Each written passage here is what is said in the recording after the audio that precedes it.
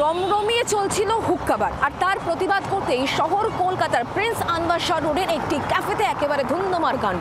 বাড়ির মালিক এবং ভাড়াটিয়ার মধ্যে বিবাদে নিরাপত্তারক্ষী বেধড়ক মারধর খেয়েছেন। ক্যাফের আড়ালে আসলে কি চলছিল? গভীর রাত পর্যন্ত ছেলেমেয়েরা সেই ক্যাফেতে আসতো কেন?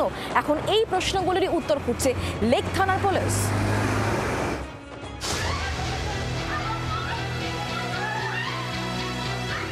রাস্তায় ফেলে বৃদ্ধ নিরাপত্তারক্ষীকে বেধড়ক মার, সপাটে চলছে চর, লাথি, ঘুষি।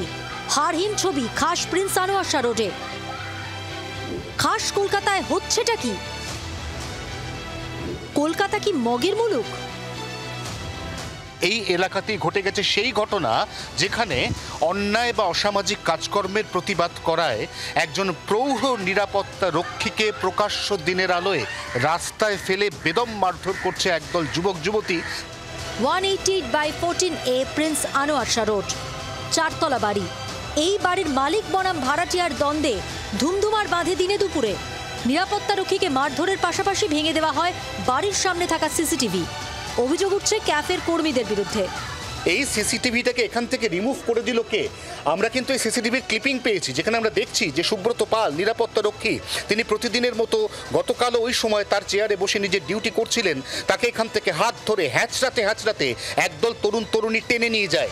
প্রায় মাস 6 আগে 1 বছরের চুক্তিতে সিমরান গুরুং নামে এক মহিলাকে বাড়ি ভাড়া দিয়েছিলেন পেশায় স্বর্ণ ব্যবসায়ী আতিউর রহমান।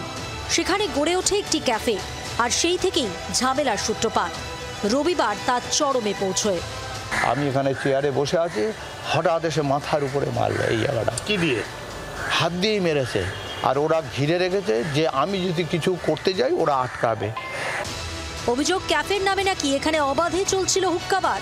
গভীর রাতে নাকি ক্যাফেতে ভিড় করত কম বয়সী ছেলে মেয়েরা। স্থানীয় কাউন্সিলরকে জানালে কাউন্সিলর 2 লক্ষ টাকা তোলা চান বলে অভিযোগ করছেন বাড়ির মালিক। মেইলি ব্যবসা, হুক্কা, কোনো কিছুই বাদ নেই। আর সবসময় খালি বলে জাভেদ আঙ্কেল আছে, আমার খালি জাভেদ আঙ্কেল আছে। কিন্তু কোনোদিন কিছু না, জাভেদ আঙ্কেল আছে, ববি আঙ্কেল আছে। প্রথম যখন এসেছিলেন এখানে আমি একটা টিনের সেট করেছিলাম বলে আমার কাছে 2 লাখ টাকা চেয়েছিল বলে সেই থেকে কাউন্সিলরের সঙ্গে আমি একদিনও কোনো কথা বলি। ক্যাফেটাই তো ইলিগাল।